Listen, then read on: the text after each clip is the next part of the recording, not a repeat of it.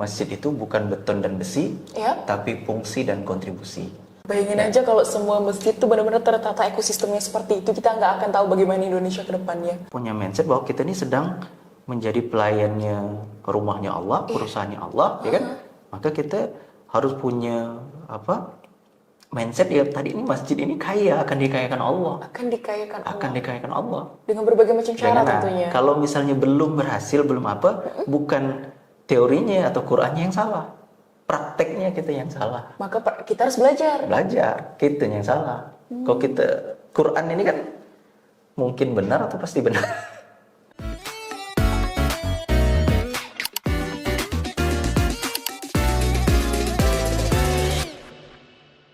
Bismillahirrahmanirrahim. Alhamdulillah kali ini kita kedatangan tamu spesial yaitu Bang Gun Mayudi. Masya Allah, tabarakallah.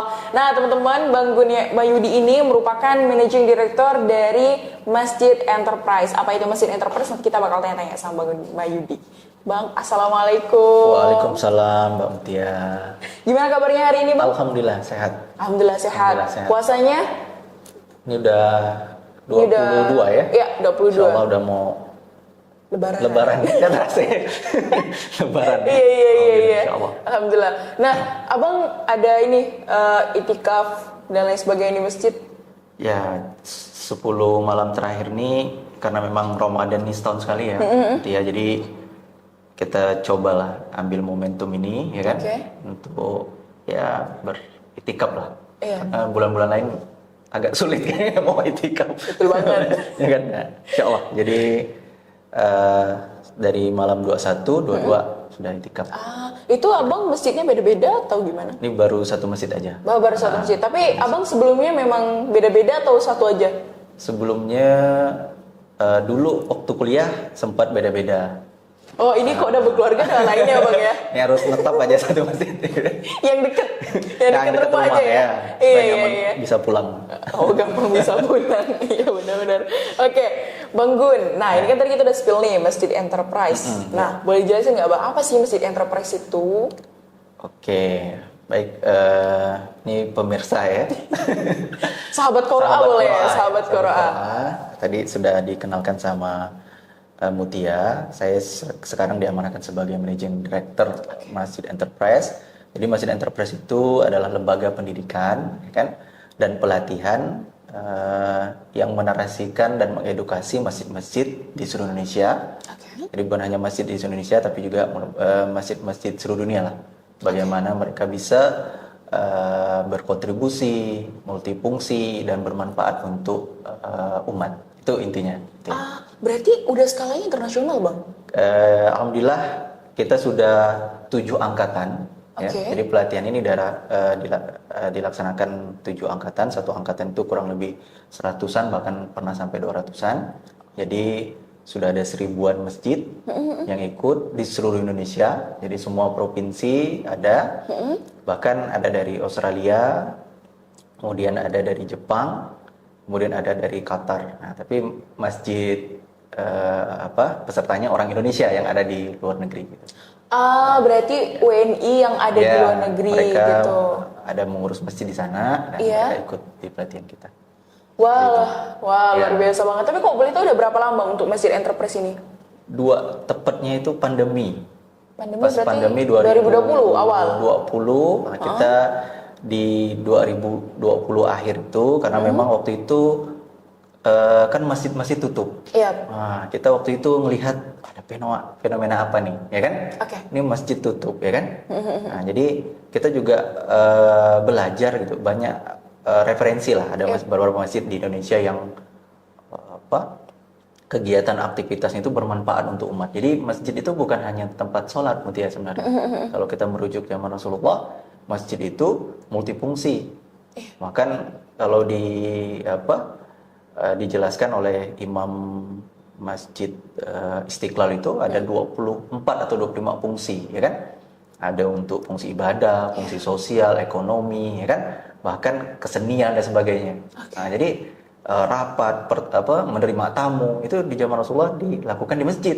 Bahkan kalau dikisahkan di filmnya Umar itu kan, jadi ada perwakilan kerajaan yang di sekitar Arab itu ketika berkunjung bingung mana rajanya ya kan, mana kerajaannya kan? Kenapa? Karena nerimanya di masjid. Di masjid ya. Kan? Nah, jadi intinya waktu itu akhirnya kita coba menginisiasi, oh ini masjid ini bukan, maka ada narasi yang kita gunakan itu masjid itu bukan beton dan besi, tapi fungsi dan kontribusi.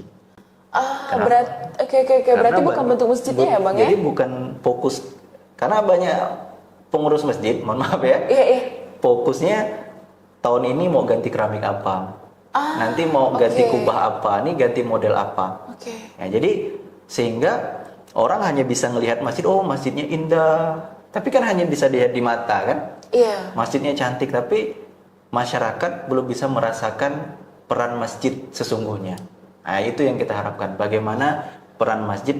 Masjidnya itu boleh kecil, boleh masjid kayu, boleh masjid yang mungkin ya sekedarnya, tapi kan bisa membantu masyarakat di sekitar masjid, kan berarti masjidnya yang itu yang luar biasa sebenarnya.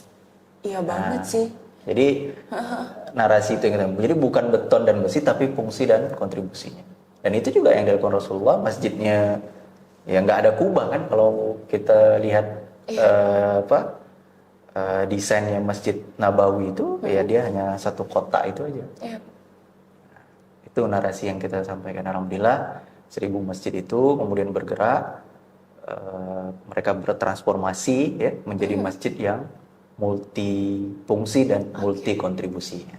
Wah, luar biasa banget. Jadi memang ini ya bang ya, memberikan edukasi juga tentunya kepada seluruh masjid yang di Indonesia, bahkan ini udah skala internasional, bukan lagi nasional ya kan. WNI yang mungkin tinggal di Jepang, yang mungkin tinggal di Australia, itu sudah menggunakan program ataupun kurikulum yang sudah diberikan dari Masjid Enterprise untuk mengelola masjidnya. Benar. Berarti untuk mengelola ekosistem yang ada di dalamnya itu ya bang ya, supaya lebih tertata, lebih baik lagi gitu. Karena kok kita tadi berkaca kepada problem yang abang sampaikan, itu memang relate banget ya bang ya, relate banget sama ya begitu faktanya gitu. Memang di lapangan ya seperti itu kan, bahwa banyak banget masjid yang cantik-cantik, tapi itu di dalamnya ya kurangnya ya mungkin ekosistem atau kurangnya kebermanfaatan bagi umat. Padahal sebenarnya yang tadi abang sebutkan fungsi dan kontribusinya. Wah, Masya Allah, keren-keren sekali. Nah, ngomongin Masjid Enterprise nih bang, kalau boleh tahu programnya ada apa aja sih bang? Jadi kita itu programnya pertama memang di pelatihan, kan? Kemudian kita juga ada riset, ya. Jadi kita juga melakukan penelitian. Jadi kita juga ada menulis jurnal, ya. Jadi mengkaji ya model masjid ya. Kemudian kita juga melakukan survei, ya kan? Mulai memetakan ini masjid-masjid ini mereka ini kan jenis-jenis masjid itu macam-macam ya, betul ya. Kalau pemerintah itu kan kita hanya mengenalnya masjid. Kalau di negara itu kan hanya satu ya, masjid negara ya kan, masjid nasional. Kemudian ada masjid raya, kemudian ada masjid agung, ya kan. Nah, tapi kalau kita ini lebih kepada, kalau itu kan kayaknya lebih kepada besar kecilnya ya masjidnya kan, dan lokasinya. Nah, kalau kita mencoba untuk memetakan masjid itu dari tadi tidak jauh-jauh dari kebun manfaatnya, fungsinya apakah sudah berfungsi ya kan, kemudian kontribusinya, kemudian konsistensinya. Konsistensi, Jadi 3 apa tuh? FKK. FKK. Fungsi, kontribusi dan konsistensi. Kita itu melakukan pendampingan juga. Jadi program itu pelatihan, riset, kemudian pendampingan, kan pendampingan. Karena kita sudah menyiapkan modul intinya. Nah, modul untuk peserta ini bagaimana mereka bisa merealisasikan, ya kan? Kemudian mengaktifasi program-program yang sudah kita susun seperti itu. Begitu. Jadi tadi kan abang udah spillkan bahwa sekarang ini udah ada 7 angkatan. 7 angkatan, yang satu angkatan itu hampir 100-an lebih ya bang ya. 100 lebih, 200 dan lain sebagainya. Nah itu kan menarik banget ya bang ya. Dan tadi abang sebutkan bahwa selain daripada memberikan pelatihan dan lain sebagainya, di Masjid Enterprise juga melakukan pendampingan nih bang. Ya kan? Nah apakah dari angkatan pertama sampai angkatan 7 sampai saat ini, untuk angkatan pertama selalu masih didampingi atau bagaimana bang?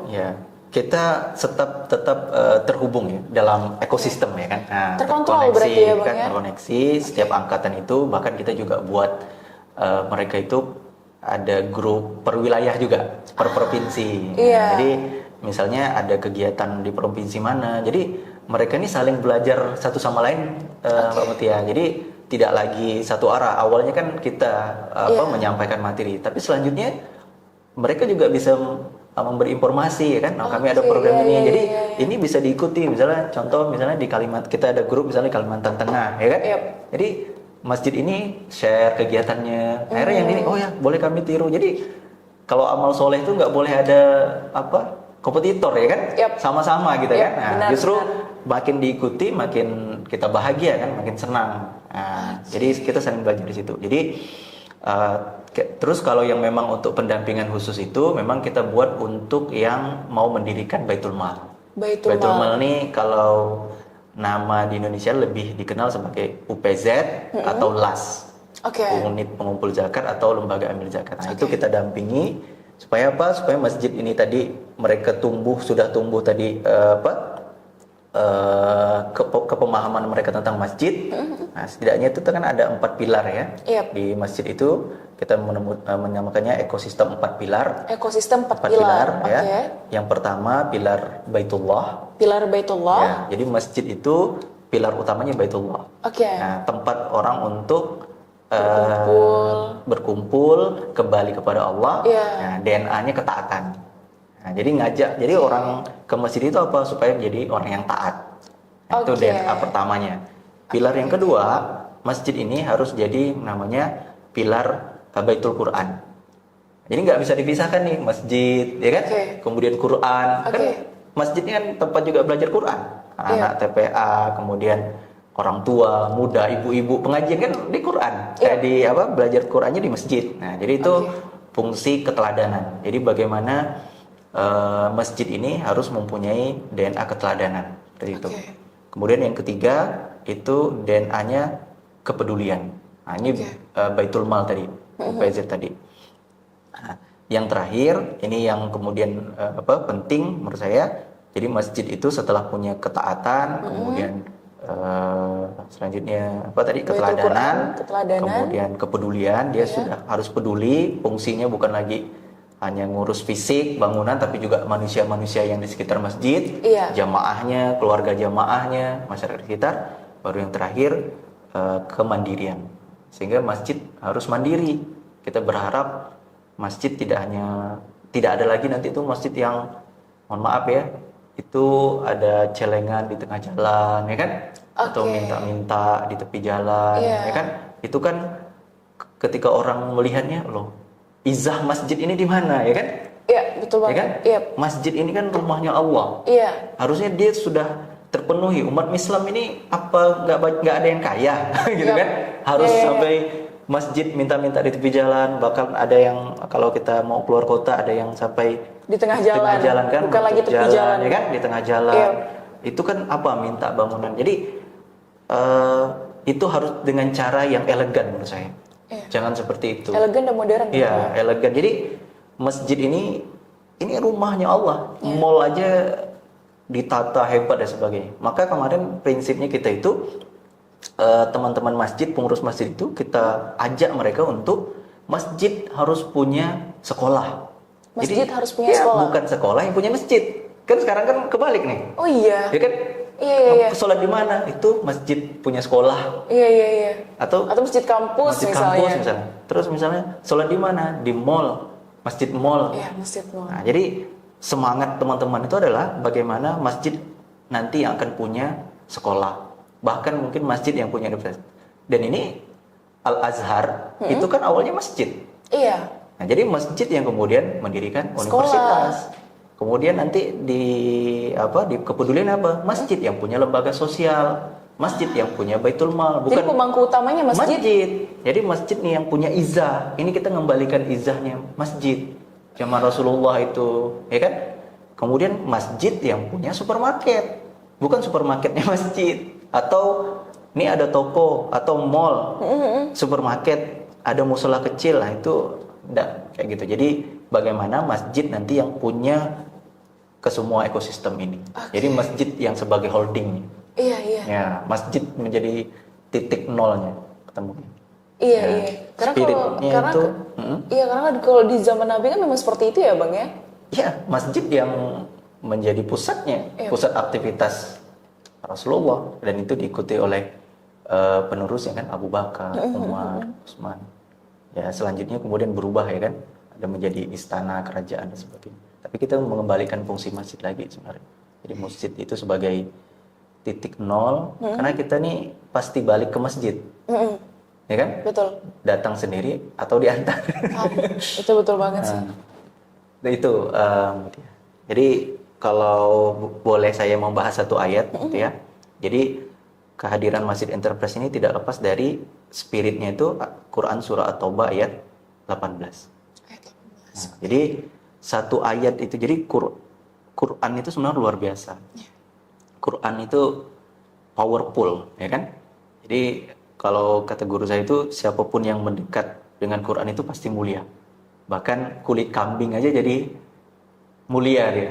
Jaga karena kalau ada Quran itu kita akan jaga mulia. Apalagi manusia yang dekat sama Quran, ya kan? Pasti dimuliakan, ya kan? Pasti dihormati. Apalagi masjid, ya kan? Itu luar biasa. Jadi orang-orang yang memakmurkan masjid ini punya ciri khasnya, kriterianya di Quran surah At-Taubah ayat 18 itu. Nah, yang artinya sesungguhnya yang memakmurkan masjid itu, jadi hanyalah. Jadi Allah sudah menyebut orang-orang yang memakmurkan masjid itu, ini loh spesifikasinya.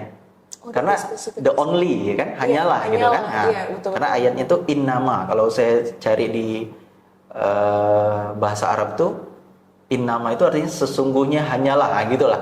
Jadi Allah tuh kayak spesifik gitu. Orang-orang yang memakmurkan masjid ini loh kriterianya, gitu Pak. Hanya ini loh. Tapi kalau di luar kriteria ini, kita belum memakmurkan masjid. Nah, hanyalah siapa? Orang yang beriman kepada Allah dan hari akhir. Jadi kriteria pertama ketaatan. Nah, ini munculnya 4 pilar itu. Selanjutnya apa? Menegakkan sholat. Kan ada pengurus masjid, dia jarang ke masjid kan? Namanya kepampam itu karena misalnya, ini dia tokoh masyarakat nih.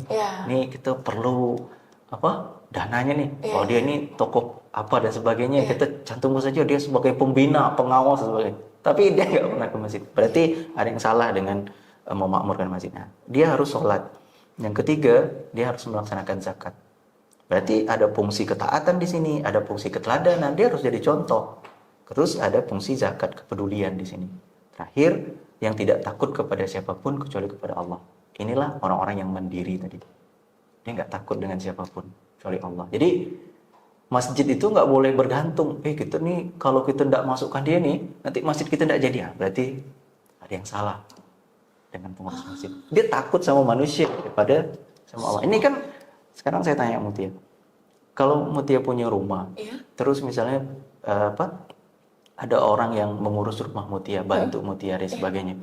Kira-kira Mutia penuhi tidak semua kebutuhan dia? Oh tentu. Tentu kan? Kayak misalnya, tolong isikan ini, kan kita penuhi semuanya. Dia perlu apa? Nyonya, kamu mau isi bayar listrik? Oh ini, ya kan? Saya mau bersihkan ini. Ini nih rumahnya Allah. Analoginya gitu ya kan? Baitullah nih, rumahnya Allah. Nah, berarti kita nih yang harus punya mindset bahwa kita ini sedang menjadi pelayannya rumahnya Allah, perusahaannya Allah, ya kan?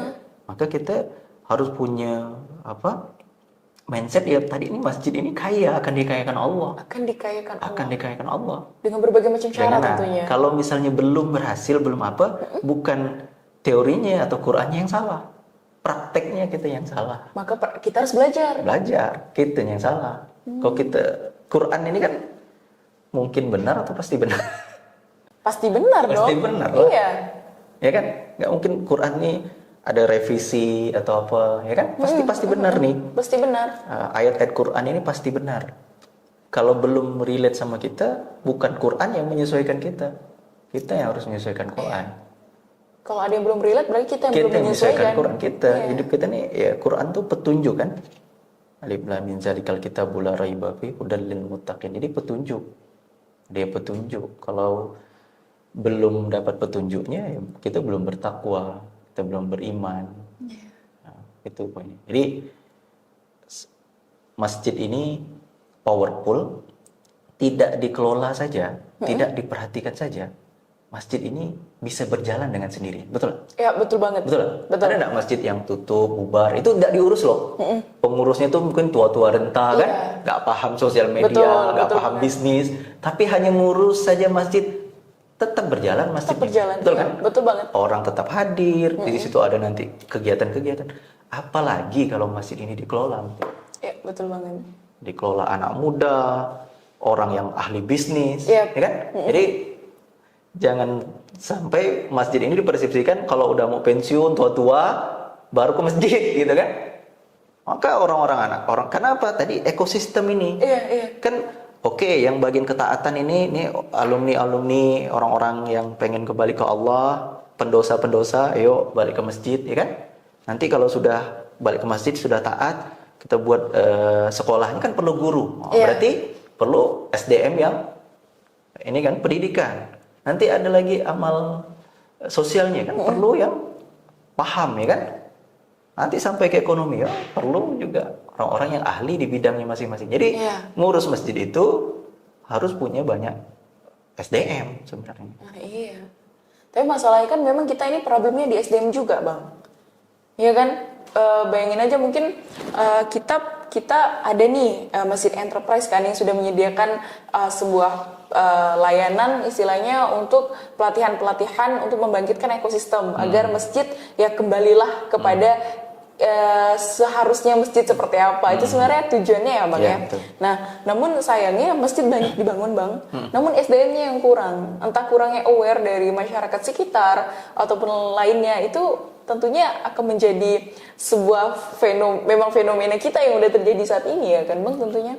Ya, kalau ditanya SDM sebenarnya rumusnya kan kalau kita pengen mencari, menemukan ya rumusnya kita harus mencari kan. Oke. Ya kan? Jadi masjid itu sebenarnya Mutia, pabriknya manusia sebenarnya. Pabriknya manusia? Iya. Itu gimana tuh, Bang, maksudnya? Kan masjid ini kan tempat orang berkumpul. Iya. Berarti semua manusia berbagai apapun latar belakangnya. Ya kan? Oke. Kita bisa temukan di masjid. Iya. Apa kurangnya? Jadi kan sebenarnya tinggal niat nih. Niat mau mencari SDM. Bilang udah ada SDM, udah ada SDM. Udah cari belum? Udah ikhtiar belum? Udah maksimal belum? Jumat hanya sekedar Jumat. Jumat itulah tempat kita untuk mengumumkan informasi-informasi.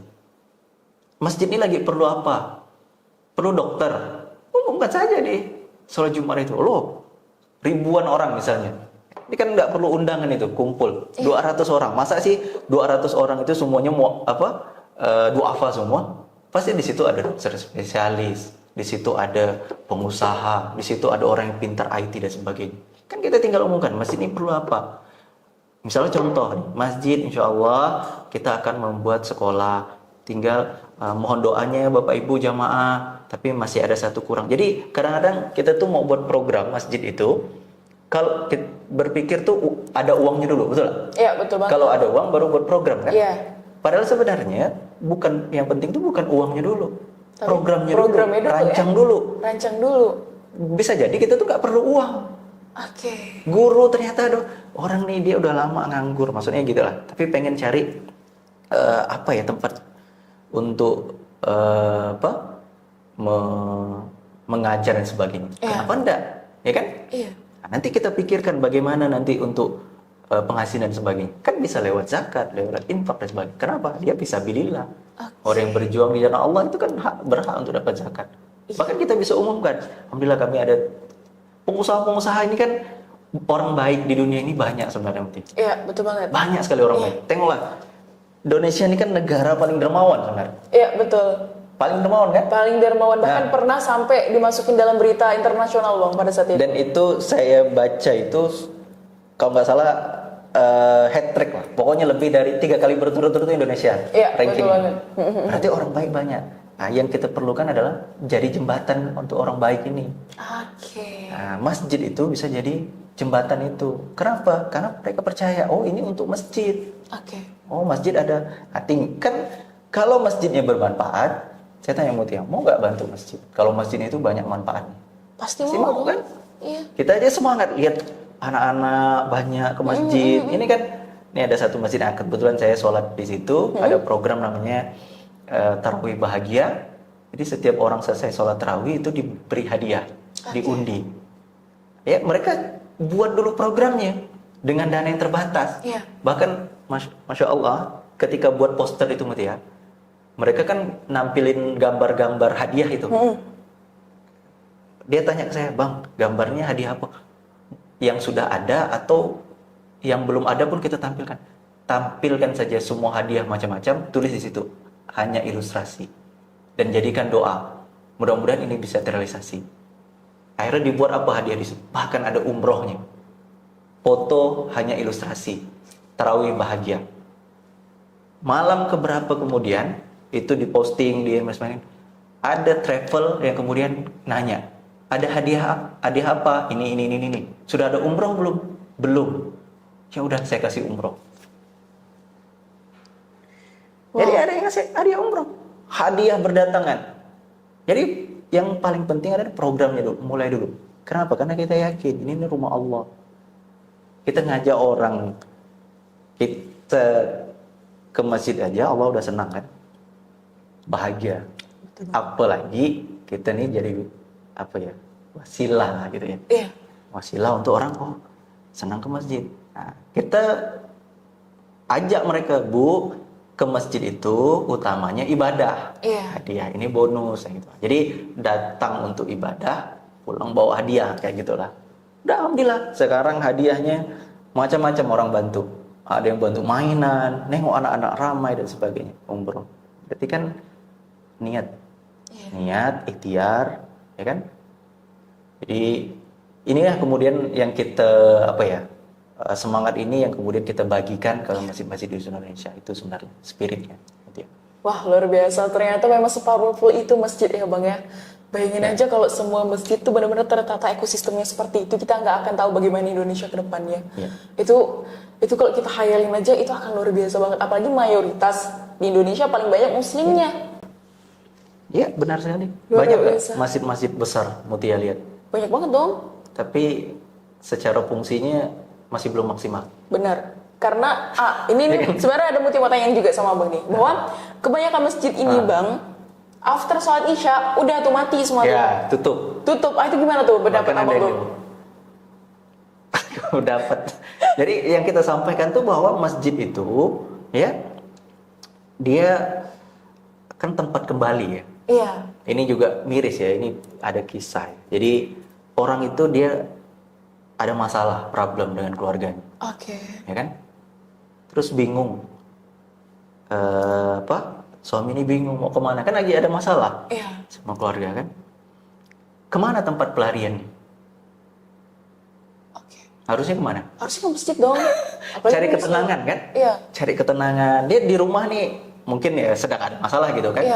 Dia perlu cari ketenangan dan sebagainya. Akhirnya pilihannya apa? Dia ingin untuk cari ketenangan itu di masjid. Apa yang terjadi ketika dia ke masjid? Masjidnya dikunci. Atau ada juga ini pengalaman orang cari ketenangan ketika sholat isya itu kan orang pengen bertafakur. Orang lebih mendekatkan diri, beriktikaf dan sebagainya. Malam itu luar biasa ya kan? Bang. Dekat, pengen dekat sama Tuhan. Karena ini tempat sholat ya, tempat dia mendekatkan diri kepada Allah. Tiba-tiba langsung ini pengalaman ya, ada yang kemudian kasih kode-kode gitu. Tak, matikan lampu. Wah, udah kode nih kan? Saya juga pernah Bang. Terus dimatiin AC. Matikan AC. Iya, betul. Terus bunyi kunci tak. Ini bahaya nih. Akhirnya keluar. Apa yang terjadi? Ya kalau orang itu ada tempat untuk persinggahan lainnya lagi. Kalau nggak ada, akhirnya udahlah. Dan kita akhirnya dia misalnya ke kafe dan sebagainya, atau ke tempat yang lain dan sebagainya. Nauzubillah ya. Malah ada yang menawarkan mungkin ini ada ketenangan yang mungkin itu melanggar syariat agama. Apa yang terjadi? Ya tadi berarti apa? Masjid ini bisa jadi apa ya? Salah ya kan? Gara-gara tadi masjidnya dikunci, orang itu malah dia kecewa. Ya udahlah, aku ke tempat yang 24 jam. Balik lagi kafe buka 24 jam.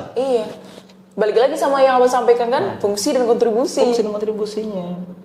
Maka tadi memang tadi kita harus mulainya tadi semua elemen ini harus terlibat. Nggak Iya. bisa hanya sekedar, maaf, kadang-kadang ada juga masjid-masjid yang menutup diri, gitu ya. Oke. Nggak mau, dia suka dengan apa? Ayo, Ya kotak-kotak. kondisi sekarang gitu, ada cukup gitu. Oke. Nah, Asik. mereka nggak mau masjid itu rame, ribut. Menurut dia tuh masjid itu jadi kayak kuil gitu. Hanya tenang untuk ibadah. Kan mohon maaf ya, anak-anak kan sering dilarang masjid. Iya, Dilarang sering di masjid.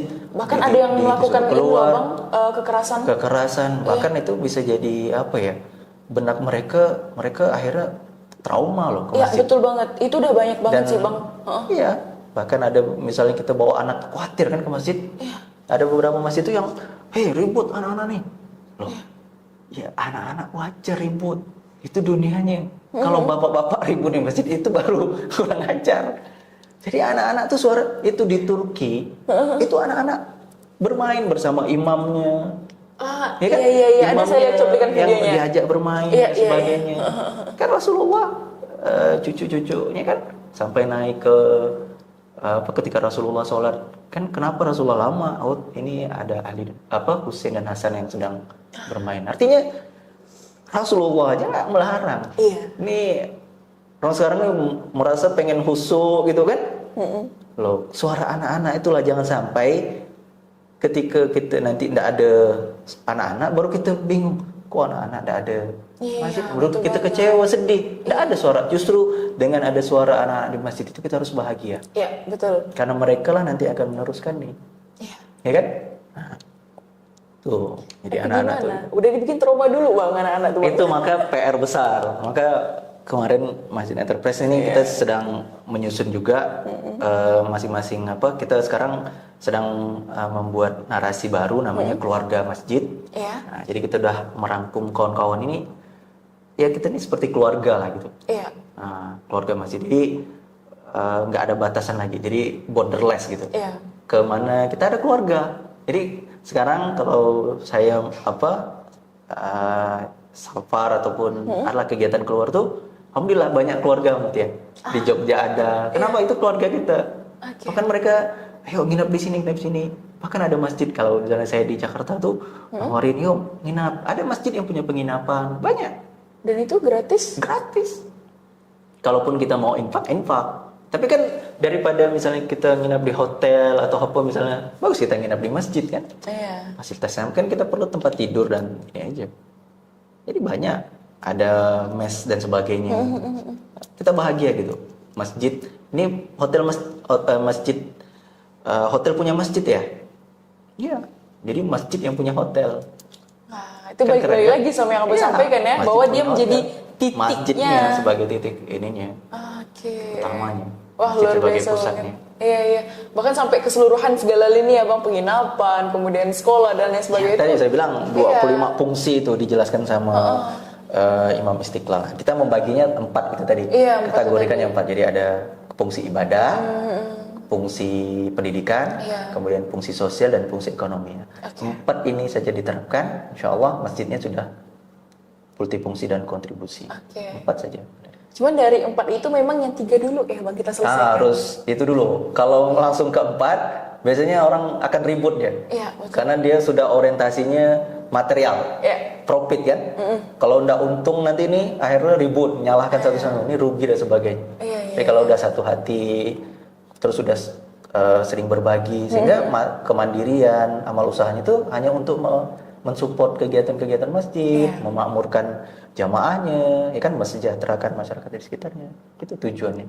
Iya. Bila itu. Nah, Masya Allah, tabarakallah. Nah, tadi kan Abang ada cerita tuh perkara kisah yang yang Isya udah ditutup dan lain sebagainya. Nah, Mutia tuh, Bang, beberapa hari ini juga ada lihat video yang mungkin viral. Mutia tidak tahu mungkin apakah Bang Gun ada lihat atau tidak. Jadi saat itu tuh ada seorang laki-laki, dia full tatoan.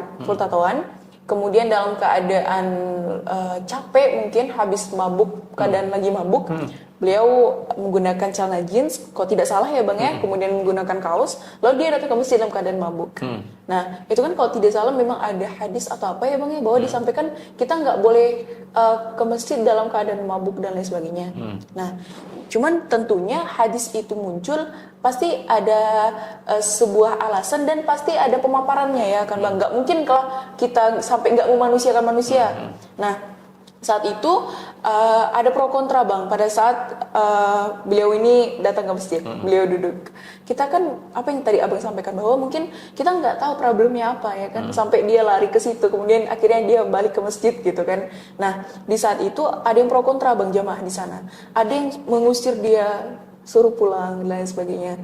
Ada juga kayak melarang, tidak usah, biarkan aja dan lain sebagainya. Nah, tapi kalau menurut Abang dalam keadaan mabuk seperti itu kemudian pergi ke masjid, nah itu gimana sih pendapat Abang dari kisah ini tadi? Jadi gini ya, Rasulullah tuh dia punya banyak dosis menghadapi manusia. Oke. Jadi nggak bisa semua itu disamakan gitu. Iya. Menghadapi sahabat yang dekat ada dosisnya. Iya. Bahkan untuk yang kaum yang belum paham, ya kan? Iya. Kan ada yang pengen ngencingin masjid, pengen kan? Iya. Ya kan? Tahu ceritanya ya. Apa yang datang Rasulullah? Oh, dia belum paham. Apakah Rasulullah ada yang kemudian mau menghukum, mau dan sebagainya? Oke. Itulah dakwah. Dakwah ini bukan untuk yang paham saja. Kalau di masjid itu semuanya orang suci, terus orang yang belum suci nggak boleh ke masjid, berarti mereka harus kemana dong? Iya. Jadi masjid itu di Quran surah At-Taubah ayat 108 itu tempat orang untuk mensucikan diri. Jadi bukan orang yang merasa suci. Bukan yang merasa suci, Bukan merasa suci. namun yang ingin mensucikan diri. Kalau mensucikan diri artinya apa? Saya ini rajin ke masjid, dianggaplah misalnya kan. Ya. Bukan berarti saya ini suci. Oke. Gitu ya. Bukan karena saya udah bersih, Iya. bukan saya ini merasa soleh, tapi karena saya paham saya ini kotor. Iya. Maka saya mau membersihkan diri, mensucikan diri ke masjid. Maka kalau pengurus masjid paham bahwa kita ini sama-sama pengen mensucikan diri, maka melihat orang itu ya tadi dengan kacamata, ya tadi harus ada kacamata dosisnya tadi. Oh, ini dia pengen ke masjid ya. Kita perlakukanlah dia, memanusiakanlah mereka kan. Apa sih sebenarnya dia ini, kendalanya apa, ya kan? Iya. Kemudian kita jadi menghadirkan sosok sebagai apa ya? Orang-orang yang mau ke masjid ini, ya kita pengurus masjid ini sebagai ayah, ya kan? Oke. Sebagai ayah. Nah, ini ada anak yang mungkin tersesat dan sebagainya kan? Iya.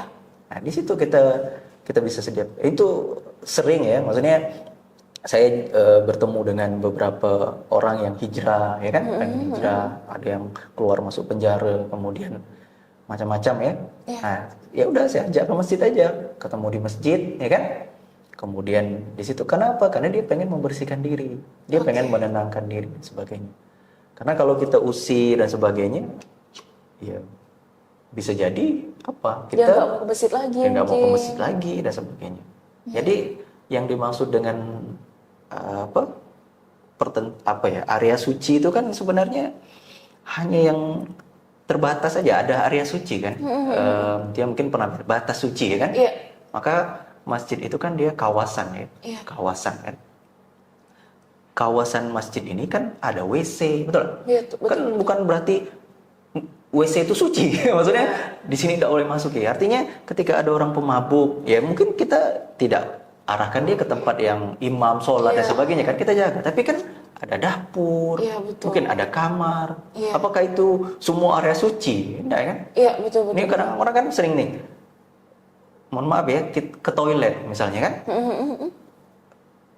Toilet masjid pun kadang-kadang ditutup, nggak boleh untuk jamaah, hanya khusus jamaah atau dikunci kan. Betul banget. Nah. Iya. Kadang-kadang miris, akhirnya mereka buka yang 24 jam ya, yang warna-warni itu kan buka 24 jam sebagainya. Akhirnya ya udah, masjidnya belum berperan ya kan sebagaimana mestinya. Jadi hanya untuk urusan itu aja orang berpikir masjid ini loh, kok nggak boleh, semua nggak boleh gitu kan? Iya. Ditutup dan sebagainya. Jadi yang saya maksud dengan masjid itu adalah kawasan. Maka Masjidil Haram itu bukan hanya Baitullah itu aja, gitu ya. Iya. Kawasan dia. Itu kan ruko, toko-toko, itu kan kawasan Masjidil Haram. Itu nggak boleh dimasuki, itulah area sucinya ya. Tapi kan ada fasilitas lagi, ada WC, ada apa, bebas aja kan. Iya, betul. Kadang itu yuk kita ke toilet mana? Toilet masjid, misalnya gitu kan. Nah, bukan berarti kita kencingnya di masjid kan, di toiletnya. Gitu. Betul banget. Nah, jadi kitanya sendiri nanti yang mencoba untuk melayani ya semua jamaah ini, ya kan?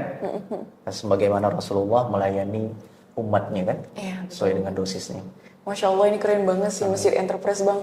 Maksudnya benar-benar menjadi wadah ya Bang ya untuk memberikan Insya Allah. pemahaman tentunya untuk semua muslim mungkin ya, tentunya untuk terutama yang ngurusin masjid dan lain sebagainya, memberikan pemahaman agar adanya ekosistem yang jadi lebih baik nih masjidnya.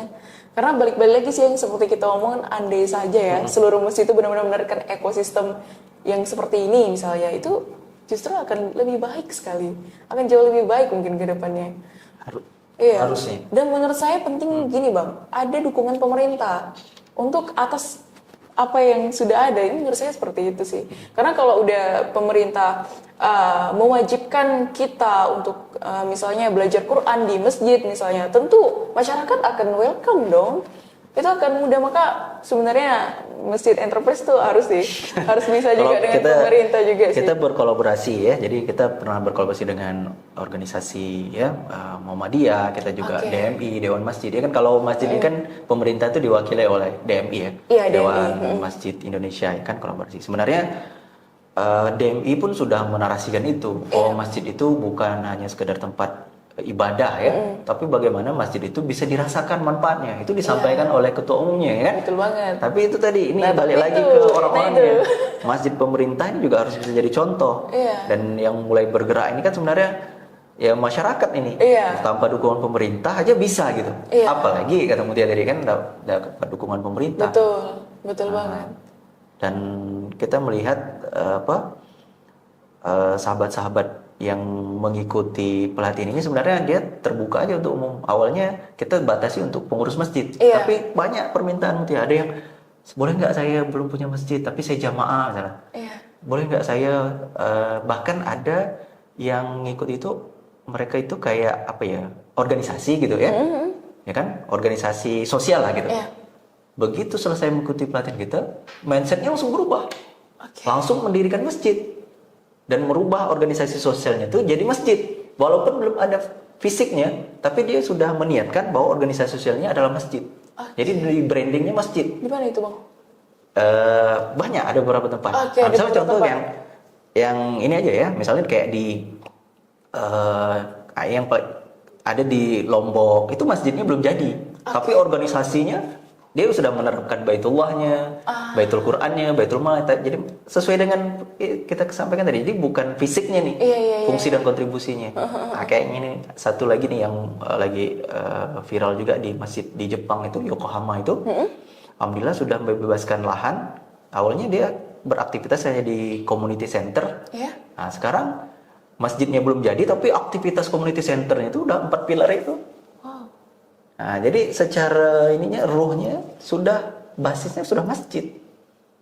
Nah, jadi sudah banyak kawan-kawan, ya kan, alhamdulillah itu kemudian akhirnya mendirikan masjid yang awalnya jamaah karena dia nggak bisa merubah masjid di kampungnya, akhirnya dirikan masjid sendiri. Nah, terus ada sekolah yang kemudian ya udah masjidnya dioptimalkan seperti itu.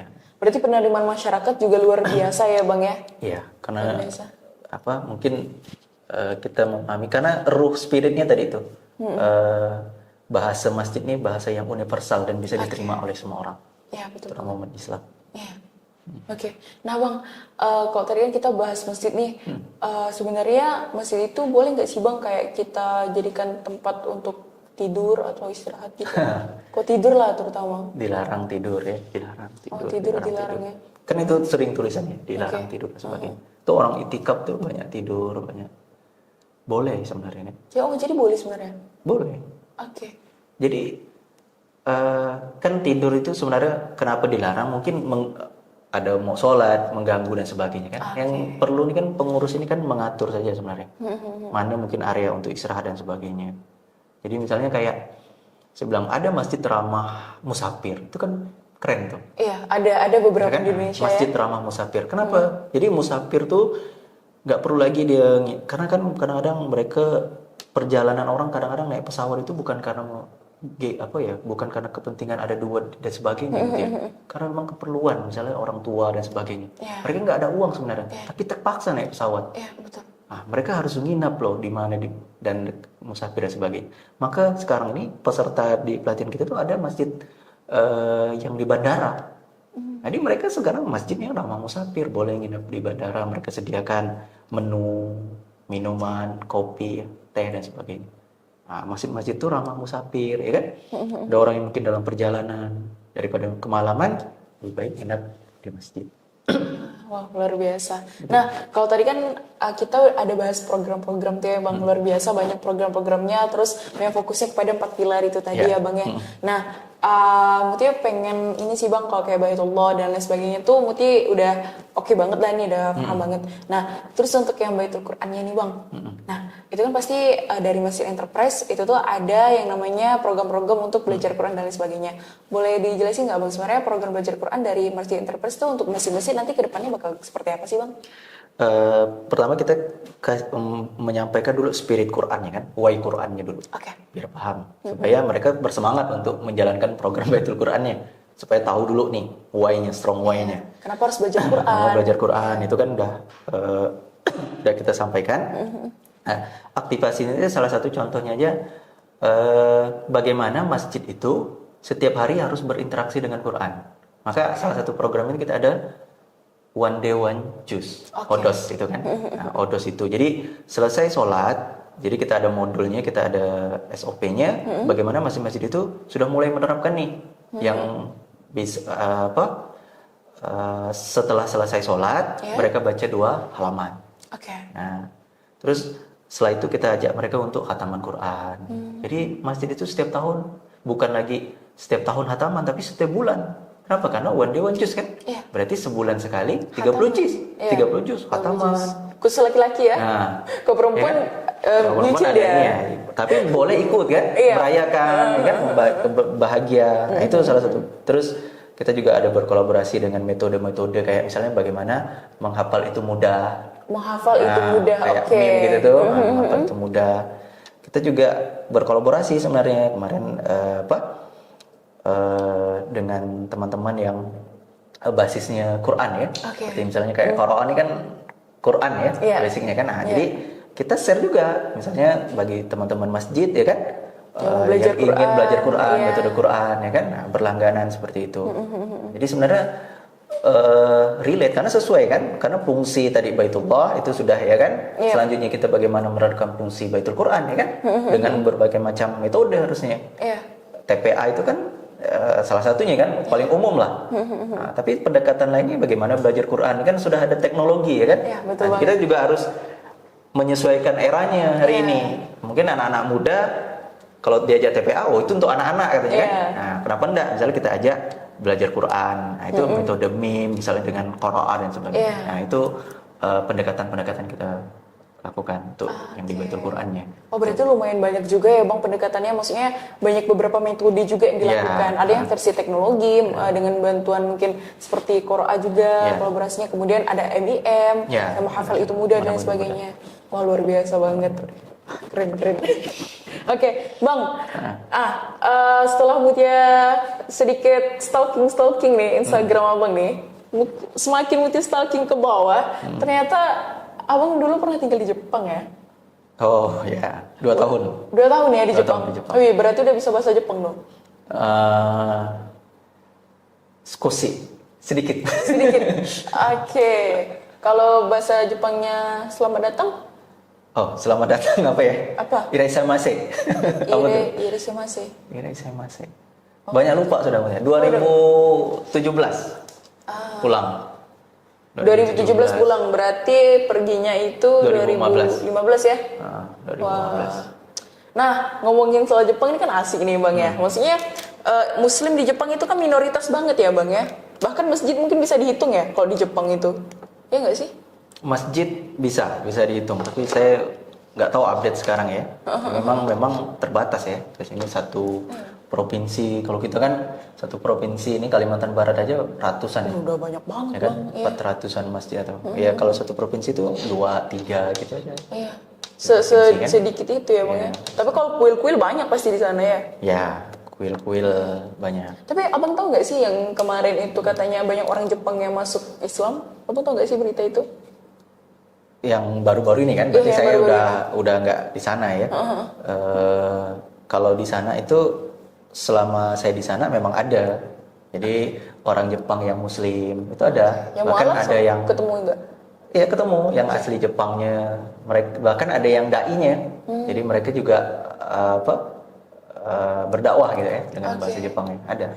Wah menarik sekali sih. Nah ngomongin abang yang pernah tinggal di Jepang kurang lebih sekitar 2 tahun. Nah kultur Muslim di sana seperti apa bang? Dan bagaimana abang beradaptasi awalnya di sana? Kalau Muslimnya kan memang mayoritasnya pasti yang bukan orang asli ya, artinya bukan orang asli.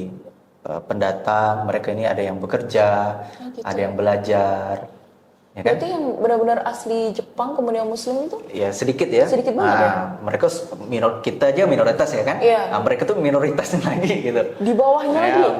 Kalau misalnya di satu kota itu ya, kalau kita ada 100 ya mereka 2-3 aja. Nah, minoritas sedikit sekali. Karena memang sebenarnya kalau di Jepang itu mereka tuh tidak mendeklar bahwa mereka tuh beragama biasanya. Lebih kepada budaya saja, aktivitas-aktivitasnya. Jadi jarang karena tidak ada agama resmi lah di Jepang itu. Jadi aktivitas-aktivitas itu nggak ada libur agama tuh nggak ada di Jepang. Di Jepang nggak ada. Jadi paling yang besar aja ya, Christmas sama. Misalnya Natal. Natal sama nggak ada itu. Idul Fitri pun nggak ada. Jadi nggak ada libur untuk hari raya agama itu nggak ada. Nggak ada ya? Jadi kalau misalnya kayak kemarin kita Idul Fitri ya tetap aktivitas sekolah, tetap aktivitas ke kampus. Nah, paling kita izin aja. Jadi waktu sholat Id izin lah. Mereka paham. Nah, mereka sangat toleransi sebenarnya, sangat welcome dan melihat orang-orang Muslim ya yang di Jepang itu ya memberi contoh yang baik lah. Nah ini juga counter terhadap media-media yang selama ini mereka lihat ya tentang persepsi negatif Islam. Jadi Islam di sana itu ya tadi ada yang ilmuwan, ada yang pengusaha, ya kan? Jadi hebat semua ya bang. Kita memberi contoh ya kan, menjadi contoh, jadi ambasadornya Islam seperti itu. Jadi libur di sana tuh lebih ke budaya saja. Misalnya musim semi, masuk itu libur. Musim apa lagi? Ini mau menyambut musim salju, panas, gitu itu. Jadi masing-masing musim tuh ada perayaan-perayaannya. Itu libur tuh. Oh begitu kulturnya di Jepang di sana ya? Tuh. Dan mereka respect gitu. Misal kita sholat tuh di taman. Kalau misalnya kayak di mall tuh, saya kalau jadi kan kita menganggap semua bumi Allah ini masjid jadinya. Karena kita boleh sholat dimanapun kan. Berarti di daerah tempat abang tinggal itu tidak ada masjid atau gimana sih? Kan misalnya gini, anggaplah misalnya satu masjid hanya ada masjid raya. Kan kita nggak mungkin 24 jam di dekat masjid raya terus. Oh iya juga sih. Misalnya kita tinggalnya di sini nih, Serdang. Kan kita ada aktivitas mungkin ke bandara, kita ke mall. Kan nggak mungkin setiap sholat harus ke masjid ya. Iya. Maka nggak memungkinkan. Jadi ke masjid itu biasanya hanya Jumatan. Itulah kita meluangkan waktu. Kalau 5 waktu ke masjidnya ada mungkin ya kalau mau yang mungkin punya kendaraan, mungkin punya waktu dan sebagainya. Tapi kita nggak sempat. Misalnya kita ke mall, kita ke taman. Nah sholatnya di situ lah di taman, di tempat kosong. Kita perjalanan ke kereta, misalnya kereta api kan. Misalnya kita mau kemana. Nah kalau ke mall tuh tempatnya cari lorong yang ini. Atau biasanya yang paling sering tuh kita gunakan tempat kalau di toilet itu di Jepang itu kan modern ya, toiletnya modern ya, bersih, jadi luas. Jadi dia ada tempat yang bersihnya itu untuk yang ibu-ibu, ibu-ibu menyusui. Jadi dia fungsinya bukan toilet, memang hanya untuk ganti pampers atau ganti pakaian di situ. Jadi memang ada ruang di situ. Dan itu luas gitu, kayak kamar sendiri gitu. Jadi kita bisa buka di situ. Nah, jadi tapi yang punya pasangan ya. Nanti kalau kita laki-laki masuk gitu bingung juga nih kan. Ini nanti dicurigai sama orang Jepang. Nah, jadi kita masuk ke ruang situ, ya kita sholat di situ. Nah, terus kalau di taman lah paling sering ya. Kita selalu bekal sajadah, kan? Iya. Nah, terus kalau nggak di taman ya di mall nggak ada ini ya tadi di mana ada tempat yang kosong sholat. Dan mereka nggak ngerecokin apa, mereka sangat toleran lah. Oh, mereka toleransi ya dengan Toleransi. agama ya. Dengan apa? Dengan Islam. Bahkan ketika kita misalnya berpuasa, ini kan bulan Ramadan ya, mereka sangat kagum gitu sama kita. Oh ya? Karena menurut mereka hebat gitu. Oke. Nggak makan kan? Iya. Dia pikir tuh cuman sebentar 2 jam. Kan apalagi di Jepang kalau pas musim apa tuh? Ya, kalau musim panas ya. Iya. Yang itu waktu pertama subuhnya jam 2, terus maghribnya tuh bisa jam 8. Wah, Oh iya, panjang. Musimnya musim panas ya, musim panas. Kalau musim dingin enak, lebih cepat. lebih cepat. Oke. Biasanya jam 5 itu sudah gelap. Berarti selama 2 tahun abang dapat Ramadan, Dua kali nggak salah, 2 kali. dapat 3 Ramadan kali. di musim apa? Seringnya di musim panas gitu kalau di sana. Cobaan banget ya Bangun. jadinya ya bang ya. Oh, jadi jam 2 gitu. Nah, sebenarnya ujiannya banyak. Kalau kita kan cuma hujan panas aja kan. Iya. Sana itu kalau udah musim panas ya tadi. Kalau musim dingin itu 3 lapis, 4 lapis baju, ya kan? Harus nyiapin dan sebagainya. Apalagi kita yang tinggal di apa ya iklim tropis ya bang ya, nggak Iya. terbiasa dengan winter, pasti itu bakal dingin banget dong. Bakal Kalau dingin. panas kita udah terbiasa, apalagi kita di Pontianak kan. Terbiasa. Kalau yang winter itu kita harus kalau di sana tuh kan AC-nya 2 ya, ada yang dingin, ada yang hangat. Jadi Oke. kalau ke mall tuh sudah hangat sudah. Iya. Nah, akhirnya harus buka lagi semuanya kan. Itu pengalaman menarik. di sana. Tapi ada cerita unik nggak bang selama abang di Jepang? Mungkin yang bisa saya bagikan sebenarnya gini, di Jepang itu ada yang bilang bahwa mereka tuh sebenarnya sudah mempraktekkan Islam sebenarnya, tapi belum bersyahadat saja. Ah, gimana sih itu bang? Kedisiplinannya, kejujurannya. Oke. Jadi orang Jepang itu kan terkenal apa ya, disiplin, Iya, betul banget. jujur, mereka menghargai satu sama lain, mereka tidak mau apa mengambil hak orang lain. Jadi gini, itu yang saya dapat ya, saya pelajari di Jepang itu. Jadi kalau misalnya ada barang tertinggal, kalau kita di sini ya sudah Iya, hilang hilang sudah innalillah dah. Iya. Tapi di sana itu tadi memahami, oh ini bukan haknya, ya kan? Kalaupun mereka mau bantu, mereka akan letakkan di tempat ada memang ininya ya, penitipan dan sebagainya. Jadi itu yang saya lihat. Jadi ajaran-ajaran Islam yang sebenarnya ya tentang itu, jadi bagaimana kejujuran, tidak mengambil hak orang lain. Jadi saya pernah punya pengalaman tuh yang paling sering tuh ketinggalan dompet ya. Ketinggalan dompet. Dompet oke. yang itu ada isi uang dan sebagainya, dan alhamdulillah itu aman. Dan itu di jalan. Masih di Jalan jalan tuh raya. abang nemu ini masih di jalan tuh gimana? Jadi yang pertama itu pernah saya kejatuhan dompet ketika pakai sepeda, ya kan? Dan saya nggak ingat lagi, karena saya pakai sepeda jalan aja terus. Tiba-tiba ada dari belakang anak muda ngejar saya, dan saya nggak kenal kan? Pakai bahasa Jepang, "Cato mate, gomen," kayak gitulah. Saya malah bingung kan, ini siapa nih ya? Santai aja kan, dia manggil siapa? Lupa dia ngejar saya. "Gomen, nah ini ini dompet kamu." Gimana bahasa Jepang dong? Bahasa Jepang. Apa ya, saya lupa bahasa Jepangnya apa itu ya. Nah, ini pokoknya kayak gitulah ya kan. "Ini dompet kamu," dia bilang kan. Oh, pokoknya dia bilang jatuh di sana. Artinya dia balik lagi. Ternyata dia itu berlawanan arah dengan saya sebenarnya. Mungkin berlawanan, terus dia ketemu, terus dia kejar saya, malah balik lagi ngejar. Oke. Bisa aja dia ambil terus pergi kan, Iya. kan? Kalau kita ada duit 100 jatuh. Mungkin periksa dulu lah kan, Periksa ada dulu. uangnya, dan itu ada uangnya, ada apa semuanya, Iya. ya kan? Itu pengalaman. Terus di bis juga, bis loh, ini tempat macam-macam orang di situ, Iya. ya kan? Tempat ramai orang, jadi ketinggalan ini, akhirnya saya ketinggalan, lupa udah sampai rumah, ya udah gampang saja saya naik pergi ke kantor bisnya, kan bisnya kantornya ada kantornya di situ. Saya bilang saya ketinggalan dompet, bis apa kamu naik, jam berapa? Oke. Ya kan, jam berapa, bisnya bis apa, area mana kamu naik. Udah, oke, dia bilang nanti kita akan cek. Dia bilang gak lama kemudian udah kita dihubungi, ini dompet kamu. Jadi supirnya balikin. Ngomong-ngomong kok abang jadi sering kehilangan dompet sama di sana bang? di Indo pernah nggak setelah sampai Indo? Pernah, dan habis, isinya habis, Dompetnya balik. dompetnya balik. Jadi tinggal KTP doang gitu. Ya, yang itu aja dia. Saya nggak apa-apa sih ya kalau duitnya gitu. Tapi habis sebenarnya. Tapi ya sudahlah ya. Itu setelah pulang dari Jepang tuh, pengalaman itu sering ketinggalan. Jadi memang saya sering lupa memang. Penyakit. Penyakit suka lupa. Oke. Nah Bang, selama di Jepang belajar Qurannya gimana Bang?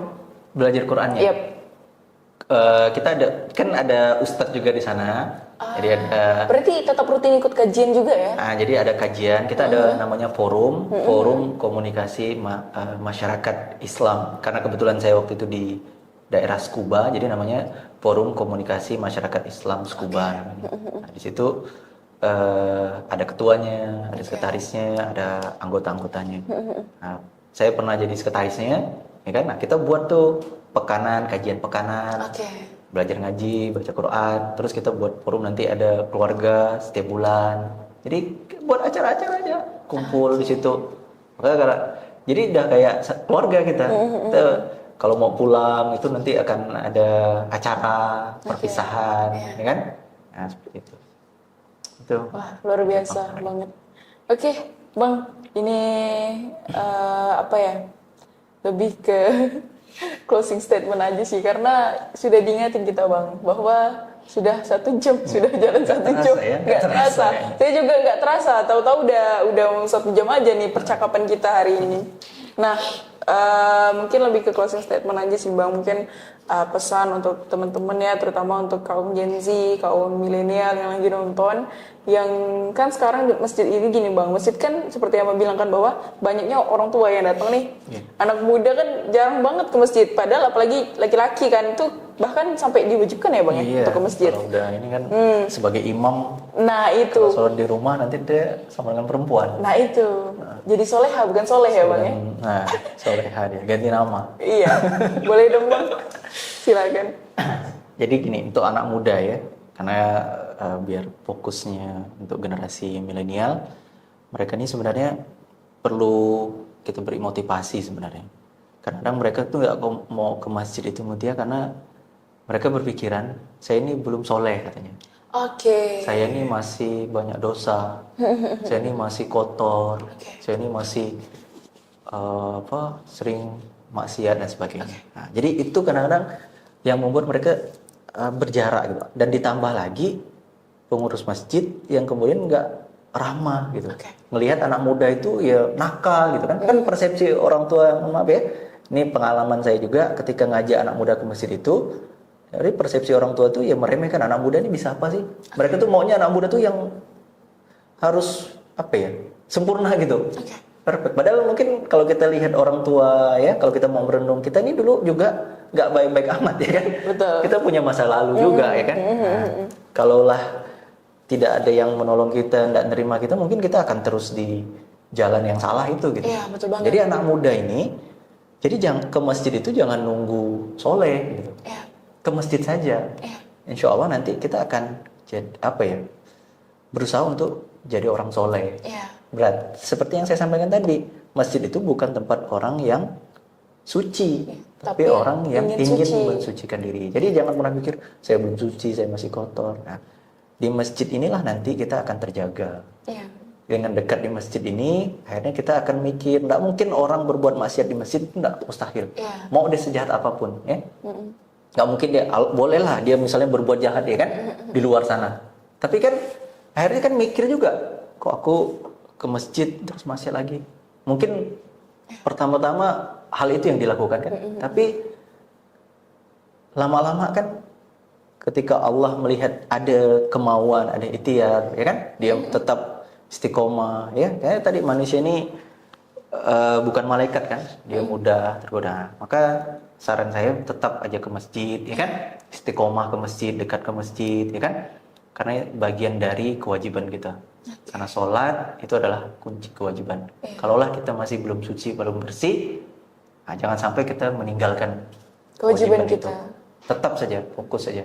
Maka pesan orang tua, yang saya pernah nonton, ada orang tua anaknya merantau kan, kalau kamu merantau, kan ini sebenarnya kan kita menjalani hidup ini kan sedang merantau sebenarnya.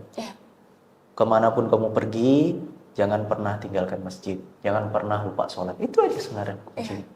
Jadi artinya mau kita sebejat apapun, mau kita senakal apapun, tapi kalau kita masih ada hati kita, hati kecil kita nih, ada iman, ada sholatnya, ada masjidnya, ya kan? Nah, insya Allah itu bisa jadi tameng. Nah, gitu ya. Jadi tameng. Insya Allah lah ya. Kita nggak tahu karena hidayah itu hak prerogatif Allah, ya kan? Kita pun juga nggak tahu apakah kita ini matinya husnul khotimah, kan? Nah, maka anak-anak muda ini memang pesannya itu tadi, jangan pernah tinggalkan sholat. Jangan pernah tinggalkan sholat.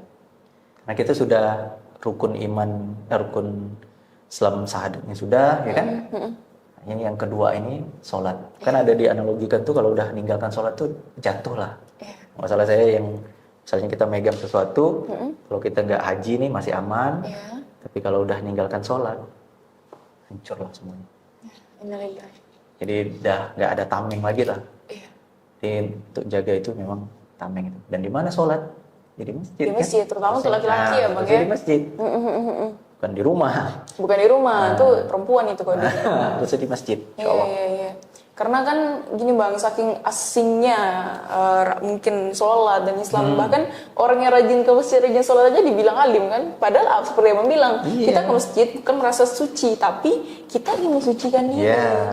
Jadi jangan, kadang-kadang kan jadi ejekan kan, ke masjid dia, sholat dia. Iya, betul banget. Dan kita juga gak boleh sampai misalnya membuat hijrah itu ke masjid itu membuat akhirnya kita menutup diri gitu kan. Akhirnya kita jadi orang yang tidak kuper menutup diri ya. Maksudnya menutup diri, akhirnya meninggalkan sahabat teman kita, ya kan. Iya, betul. Nah, yang pasti nanti kita pelan-pelan akan punya yang namanya filter filter diri. Nah, kita tetap akan bergaul dengan orang sahabat-sahabat kita. Nah, pelan-pelan, ya kan. Nah, mudah-mudahan nanti yuk kita ajak dia, ya kan. Walaupun sama-sama nakal, kita nih sama-sama nakal. Makanya kita perlu gitu. Kita nih nakal, ya kan, bahasa-bahasa anak gaul sekarang kan. Kita nih nakal, tapi masalah ke masjid sholat kita tinggalkan juga. Ya kan? Karena itu kan banyaklah kisah-kisah orang yang minum, mabuk dan sebagainya ya. Tapi ketika dia tetap sholat gitu ya. Walaupun sebenarnya nggak boleh sebenarnya kan. Maksudnya kau ini sholat itu kayak mempermainkan agama, ya kan. Nah, tapi mudah-mudahan lah dengan dia terus sholat tadi itu tadi ini berlawan lah gitu ya. Antara maksiat dengan keimanan ini terus berlawan, ya kan. Nah, kita berharap jangan sampai terjerumus ketika sholat memang udah dilepaskan, ya habis lah. Harapannya sih kayak gitu ya bang ya. Cuman tuh mungkin ada beberapa ini mungkin oknum aja ya bang ya, yang mungkin menggunakan pakaian syar'i sampai bercadar. Itu tuh malah jadi ini cuman hanya untuk menutupi kelakuan-kelakuannya dan lain sebagainya. Dan maksudnya gini, maksudnya tuh sebenarnya kan adanya Islam datang itu kan sebagai panduan atau pedoman hidup kita ya bang ya, agar hidup kita lebih ada rulesnya, lebih teratur. Bayangin aja kalau Islam nggak ada, ya kan. Maksudnya bebas gitu ya. Iya, jadi kita terbebas gitu. Maksudnya kayak perempuan aja sebegitu mulianya dan sebegitu diaturnya pakaian, bahkan sampai sebegitunya ya bang ya. Kemudian laki-laki pun sama juga gitu. Sehingga dengan adanya hal itu tuh terkadang yang bikin kesalnya kadang biasa gini bang, kamu udah berhijab nih, pakaian kamu syar'i gini, tapi kelakuan kamu kok masih gini misalnya. Itu kan jadi kadang kita tuh malah jadi ini ya bang ya, jadi merasa salah gak aku berpakaian? Jadi persepsi orang akhirnya kan negatif ya. Maksudnya melihat orang yang berpakaian syar'i, ya kan? Itu jadi sekarang ini bukan lagi jadi ukuran, ya kan? Bukan lagi ukuran. Nah, tapi juga akhirnya bukan malah jadi ya udah kalau gitu bagus aku bejat tinggalkan. Kan akhirnya jadi orang nggak mau jadi kan. Nah, menganggap pakaian itu ya udahlah sama saja gitu kan, sama saja dan sebagainya. Sama ya bang ya, sama banyak gini bang, ini pengalaman pribadi ya bang ya, bahwa banyak teman-teman yang menyampaikan bukan kepada saya, namun kayak di obrolan gitu, bahwasanya sampai gini bang, kayak ngapain sih gitu pakaian syari-syari kalau dirimu itu masih munafik dan lain sebagainya. Mending kayak aku, kadang pakai hijab, kadang enggak, tapi aku nggak munafik. Saya tuh sampai speechless banget gitu bang dengar omongan itu keluar dari mungkin sahabat kita atau lain sebagainya, ngomongkan orang lain seperti itu. Kayak Seharusnya kan nggak gitu ya bang, pemikirannya, mindsetnya tuh nggak gitu. Cuman tuh kadang kita entah keterbatasan ilmu, keterbatasan cara bicara dan lain sebagainya membuat kita sulit untuk mendeskripsikan sebenarnya nggak gini loh gitu loh bang.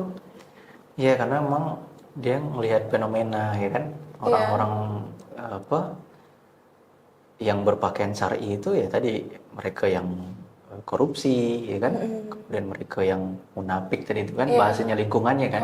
Kita ini kan tergantung lingkungan kita juga, faktor lingkungan. Maka lingkungan itu juga menentukan sebenarnya.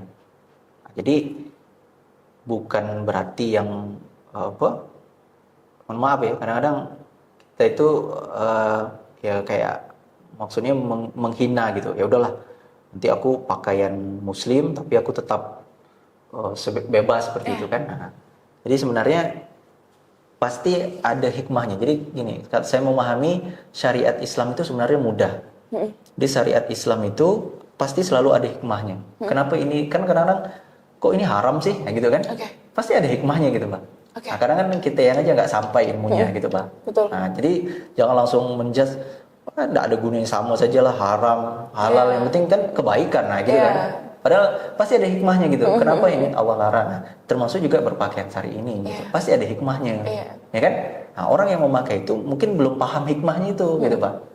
Nah, pelan-pelan gitu, Pak. Karena kayak anak kecil kan belum paham gitu, Pak. Mungkin dia hanya menganggap ya Islam tuh hanya dari sisi pakaian gitu. Padahal sebenarnya kan kita berhijab itu juga dari hati, ya kan? Pikiran, ya kan? Jaga ucapan kan. Kadang-kadang memang pakaian ini udah besar ini, tapi mulut masih pedas, masih ngomongin orang, suka gibahin orang. Nah, itu yang mungkin di benak mereka. Nah, berarti belum sampai di situ. Jadi hikmah dari pakaian syariah itu belum sampai. Padahal sebenarnya syariat itu pasti ada hikmahnya. Kenapa ini halal, kenapa ini haram, ya kan? Halal dan thayyib itu kan baik, ya kan? Apa dilarang? Kenapa kita harus makan yang halal? Dan supaya tadi selain baik, ya doa-doa kita, ya kan? Itu nggak akan tertolak. Nah, kita juga menjaga sebenarnya kan pakaian syar'i ini, orang nggak meremehkan kita. Terus nggak mungkin ya kalau saya misalnya pakai kopiah misalnya, itu kemudian pergi ke tempat maksiat gitu. Kayaknya enggak deh, akan buka dulu gitu kan. Jangan kayak kopi pakai baju koko aja. Kan nggak mungkin kan. Jadi minimal akan berganti pakaian gitu. Iya betul. Betul nggak? Iya betul banget. Jadi dengan artinya hikmahnya ya tadi dengan pakaiannya kita akan jadi hati-hati gitu. Harusnya jadi perkataan kita hati-hati. Maka ketika saya nanti berpakaian, maka orang ulama, ustadz atau guru-guru itu ya tadi mereka beban moralnya sangat tinggi kan, mereka harus jaga. Nah, ketika melakukan kesalahan sendiri ya langsung dicap kan. Iya betul banget. Nah, yang penting kita tetap rapi ya, pakaian seperti ini ya pakaian Islam juga, ya kan? Nah, kita menjaga. Tapi ketika kita pakai kopiah, sudah memunculkan simbol-simbol itu, maka harus lebih ini lagi, menjaga hati lagi, jangan sampai pakai kopiah maki-maki, kan? Iya betul banget sih. Seperti itu, jangan sampai kita pakai kerudung nih, nggak mungkin nanti pergi ke mana, ke tempat hiburan kan, akan mikir kan, akhirnya ya tadi buka dulu dan sebagainya, ganti kostum dan sebagainya. Iya betul. Nah, jadi minimal dia walaupun sementara sesaat, itu menjaga sementara kan, untuk berbaca seperti itu. Wah, Masya Allah, tabarakallah, dari yang tadi minta pesan aja nih sampai lari ke sini nih karena saking asiknya. Tapi ternyata memang sudah lewat kita ya Bang, waktunya luar biasa, Masya Allah, udah 1 jam lebih. Bang Gun, jazakallah khairan atas waktu dan sharing ilmunya. Dia sudah diundang ya, mudah-mudahan bermanfaat. Amin. Kalau banyak yang kurang ya, nah, manusia ya banyak kurangnya. Ya, ilmu yang benar datangnya dari Allah. Amin, insyaallah. Nah, buat teman-teman semuanya, semoga podcast kita kali ini mampu memberikan inspirasi kepada teman-teman dan juga bermanfaat banyak tentunya. Dan apabila ada salah kata atau tingkah laku dalam selama berjalannya podcast, kami mohon maaf dan jazakumullah khairan semuanya. Assalamualaikum warahmatullahi wabarakatuh.